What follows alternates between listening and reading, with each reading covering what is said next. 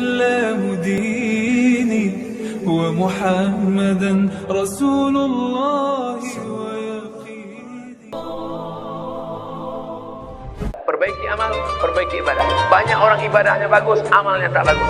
Banyak orang amalnya bagus, ibadahnya tak bagus. Yang lebih parah, amal tak bagus, ibadah tak bagus. Nah, masuk tanggal 9. Tanggal 9 Zulhijjah itu jangan sampai tak puasa. Yukaffirus sanatal madiyata wal baqiyata. Puasa tanggal 9 menghapuskan dosa setahun yang lalu dan setahun yang akan datang. Itu nanti niatnya terserah. Kalau ibu bapak mau mengqadha puasa, tetap niatnya qadha. Tapi yang sudah tak ada dah lunas semua, niatnya tetap puasa Arafah. Aku niat puasa Arafah lillahi ta'ala. Itulah untungnya yang suaminya kerja di BKD. Dia dengar ceramah, sudah ngaji, nanti ibu-ibu istrinya di rumah diingatkan, kau puasa. Tapi kalau ibu yang kerja di sini lakinya Fir'aun, kesian deh lu. Mudah-mudahan bapak, tapi saya yakin walaupun bapak itu tak hadir di sini, dia sedang streaming di sini. Waktu dibilang Fir'aun tuh senyum-senyum dia. Macam-macam nyebut aku nih gitu ya. Tapi aku dulu, aku sekarang tak Fir'aun lagi dah gitu ya. Mantan Fir'aun. Dia sudah taubat nasuha. Kita doakan supaya bapak-bapak itu taubat nasuha. Banyak juga yang mengaminkan. A'udzubillahi minasyaitonirrajim. Wal fajri walayalin ashri wasyaf'i wal watri. Wal fajri demi waktu fajar. Walayalin ashri 10 malam. Yang dimaksud 10 malam itulah dia 10 hari 10 malam awal Zulhijjah. Apa amal yang paling bagus amalan 1 Zulhijjah ini? Hadisnya dalam kitab Sunan Nasa'i. Yang meriwayatkannya istri Nabi langsung, namanya Hafsah, Sayyidah Hafsah. Yang paling bagus adalah puasa. Nabi tak pernah meninggalkan puasa 10 awal Zulhijjah. Tapi saya tak puasa. Ustaz menyampaikan puasa. Iya, puasa paling afdal. Kenapa Ustaz tak puasa? Karena mau berhadapan dengan Pak Kepala BKD. Tapi besok tak ada tawar-menawar. Besok tak ada tawar-menawar. Besok kami pagi sosialisasi ke Bang Riau Kepri. Mohon maaf Bang Riau Kepri, walaupun kalian sudah siapkan nasi, kami tak bisa makan besok. Jadi Bapak Ibu yang hari ini tak puasa tak apa-apa, tapi besok puasa. Yang besok puasa itu dapat pahalanya 3. Pertama, qadha'nya lunas. Kemarin kan ibu-ibu kan tinggal puasa 7 hari kan? Yang bilang tidak, berarti dah jompo. Mohon maaf. 7 hari tinggal tuh mesti diqadha. Kemarin pas Idul Fitri mau qadha tak jadi-jadi. Mau diqadha kue bangkit pula masih banyak. Mau diqadha kue kaleng pula masih banyak. Mau diqadha toples penuh. Tak jadi. Maka besok kesempatan. Qadha'nya lunas, dapat pahala puasa Kamis, dapat pahala puasa awal Zulhijjah. Insya Allah 3 hari bisa. Kamis, Senin, Kamis 3 kali. Yang bisa 10 hari mantap, teruskan. Tapi Pak Ustadz, ada Ustadz yang ceramah itu katanya puasa di 10 awal Zulhijjah itu hadisnya nggak ada. Oh, yang meriwayatkan istri Nabi. Tapi ada hadis lain riwayat Aisyah. Aisyah mengatakan Nabi nggak puasa. Ini masalah ini. Satu hadis Hafsah mengatakan Nabi puasa. Hadis riwayat Aisyah mengatakan Nabi tidak puasa. Itulah makanya jangan baca sendiri, bingung sendiri. Berguru ke Google ya bingung. Maka baca keterangan Imam Nawawi. Kata Imam Nawawi, yang dimaksud Aisyah, Sayyidah Aisyah, Nabi enggak puasa kalau sedang musafir. Musafir tak puasa. Karena tak baik sedang musafir itu kita puasa. Nah, itu juga jadi alasan nanti Bapak Ibu BKD mana tahu ada tugas keluar kota, pas hari Senin, hari Kamis, kok puasa? Musafir.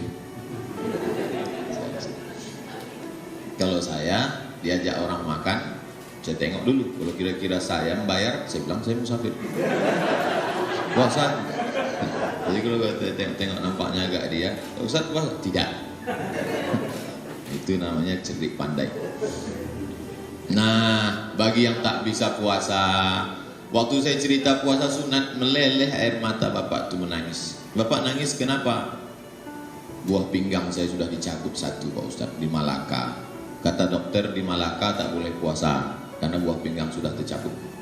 Yang sakit mah akut itu pun tak bisa puasa. Yang sakit gula darah akut tak bisa puasa. Sikit-sikit suntik, sikit-sikit suntik. Asal tak buat jarum suntik, pucat muka. Maka jangan lagi puasa, banyak sholat sunnah. Pagi sebelum berangkat sholat duha. Sholat duha kan jam 9 Pak Ustaz. Jam 9 itu afdalnya. Mudah cara ngukur duha. Maghrib Pekanbaru sekarang 6.30. Maka 6.30 pagi sudah bisa duha. Jadi sebelum berangkat kemari duha dulu. Saya tadi sebelum berangkat kemari duha. Usolli sunnatan duha raka'atain lillahi ta'ala. Allahu Akbar. Ayatnya wa duha. Tak hafal wa duha kulhu. Kulhu pun tak hafal, kau masuk Islam kapan? Jangan sepelekan mu'alaf. Mu'alaf itu dosanya tak ada, bersih. Lalu kemudian sholat sunat witir. Sebelum tidur malam usahakan witir supaya kita sebelum tidur itu bersih. Dulu mak-mak kita kan ngasih tahu kalau sebelum tidur cuci tangan, cuci kaki. Mak-mak zaman sekarang mesti lebih hebat. Nah, kalau sebelum tidur wuduk dulu. Mak-mak dulu tak ngaji, cuci tangan, cuci kaki, makan obat cacing. Mestinya wuduk dulu, habis wuduk sholat witir. Nanti bangun malam tahajud saja, tak usah witir lagi, karena tak boleh 2 kali witir dalam semalam.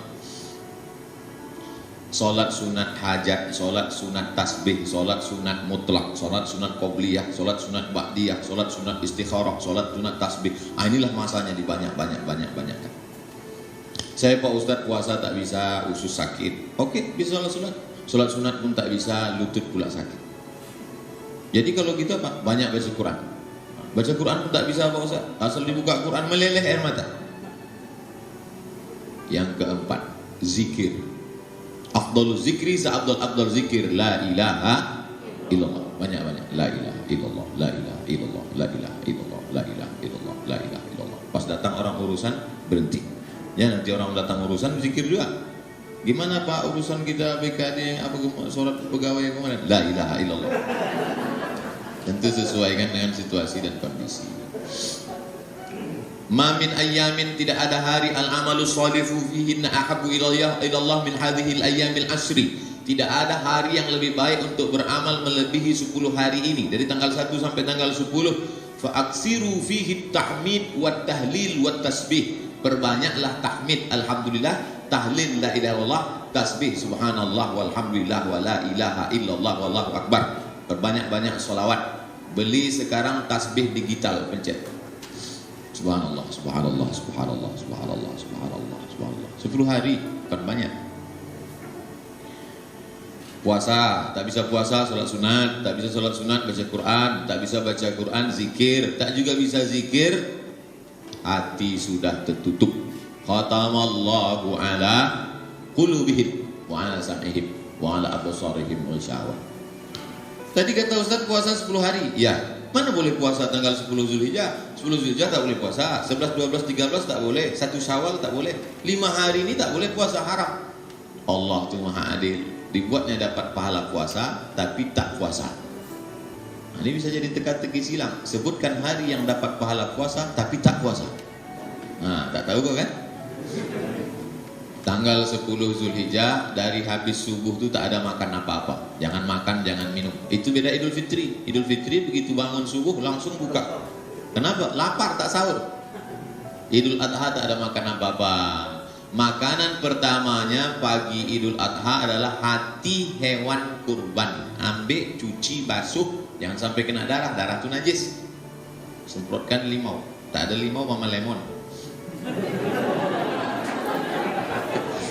Nah, itu cuci, basuh, janganlah pula begitu. Kasih garam, bakar-bakar sedikit, makan. Itulah makanan yang pertama. Sunnah tak makan dari pagi. Makanan pertama hati hewan kurban. Nah, alhamdulillah Pak Ustaz, saya dari pagi tak ada makan, tak ada minum. Tapi udah 3 batang. Tak bisa. Mesti apapun tak ada masuk. Macam orang puasa, lengkaplah puasanya 10 hari. Fatamma miqatu rabbih 40 lailah. Sempurnalah munajatnya kepada Allah 40 hari 40 malam. Tapi 10 hari 10 malam, Zulhijjah 30, Zulqa'dah 30, Zulhijjah 10. Itulah munajat Nabi Musa 40. 40 angka kesempurnaan. Makanya orang kalau sudah umur 40 itu sempurnalah dia. Life is beginning at 40. Hidup baru dimulai pada umur 40. Petualangan, new adventure. Lalu kemudian tanggal 10 itu yang paling afdal, sholat Idul Adha. Tahun ini kalau tak boleh sholat Idul Adha di rumah saja, sendirian. Pakai khutbah Pak Ustaz? Sendiri siapa jamaahnya pakai khutbah pula? Takkan awak berkhutbah awak mendengar? Yang pakai khutbah itu kalau bertiga, bapak jadi imam, bapak khotib, makmumnya ibu itu anak 2 orang. Nah, itu bisa. Jadi kalau ada makmum 3 bisa ada khutbah. Allahu Akbar, Allahu Akbar, Allahu Akbar. Allahu Akbar, Allahu Akbar, Allahu Akbar. 9 kali takbir khutbah pertama. Allahu Akbar, Allahu Akbar, Allahu Akbar kabira. Alhamdulillah katsira. Wa subhanallahi bukratan wa asila. Wajjahtu wajhiya alladhi fatara as-samawati. Kata anak di bawah, ya itu iftitah. Saking grogi. Lupa gitu. Apal dulu anak itu lagi. Oleh sebab itu, maka khutbah Idul Adha ini sama macam khutbah Idul Fitri. Rukunnya 5. Alhamdulillah, selawat, ayat, wasiat takwa, doa, duduk. Makanya nanti kalau mana tahu mendadak jadi khotib pegawai BKN, disiapkan mimbar, siapkan kursi situ. Karena duduk antara 2 khutbah itu duduk sejenak. Kalau tak ada kursi di mana mau duduk? Tak mungkin mencangkung.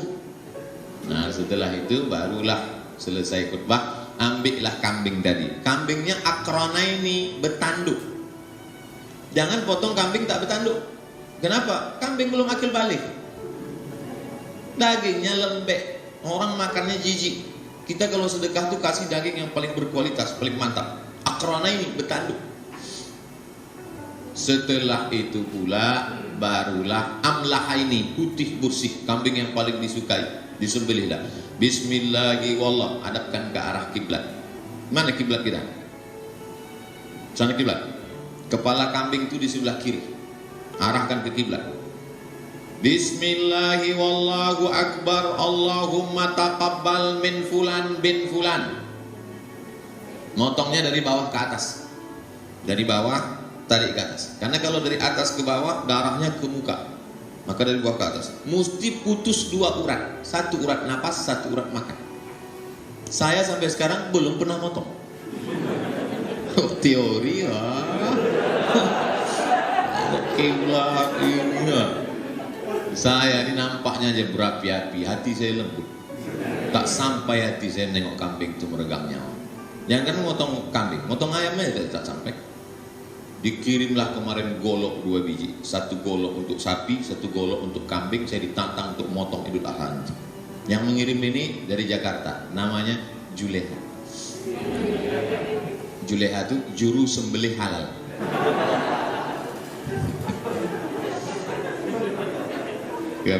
Sekarang sudah ada namanya Juleha.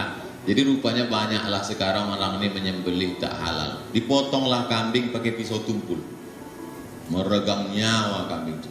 Kata kambing kalau serius tak begini ceritanya. Iza zabahtum fa ahsinul zabhah. Kalau menyembelih sembelih dengan baik. Wa idza qataltum fa ahsinul qitlah. Kalau membunuh bunuh dengan baik. Falyuhidda syafratahu, tajamkan pisaunya. Pisau saya ini yang dikasih hadiah Juleha ini standar ketajamannya 12.000. 12.000 itu angka tertajam paling tajam di dunia. 12.000. Baru saya tengok-tengok aja terluka hati saya. Bukan tanggung saja. Nah, oleh sebab itu maka ini penting. Pak Ustadz, boleh tak kami simpan daging nih Pak Ustadz? Ada hadis menyebutkan kulu la tadakhiru, makan jangan simpan. Satu hadis lagi mengatakan iddahiru, simpanlah. Gimana ini ceritanya? Nabinya 1 kok bisa pesannya 2? Satu mengatakan jangan simpan, yang satu mengatakan simpan. Makanya lagi-lagi kalau ada ketemu 2 hadis yang ikhtilaf, jangan baca sendiri, bingung sendiri, tanya ulama.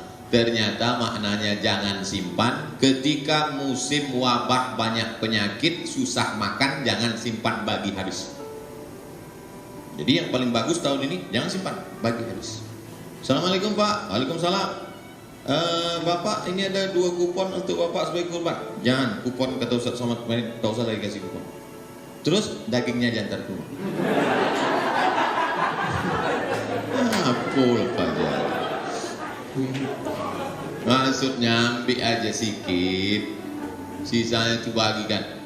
Makanya tabung wakaf umat nih, yayasan tabung wakaf umat itu sekarang mengelola daging kurban. Mau dibawa ke suku Sakai, suku Talang, suku Akit, suku Laut, anak dalam yang tak pernah menengok daging. Selama ini menengok daging bukan daging kambing.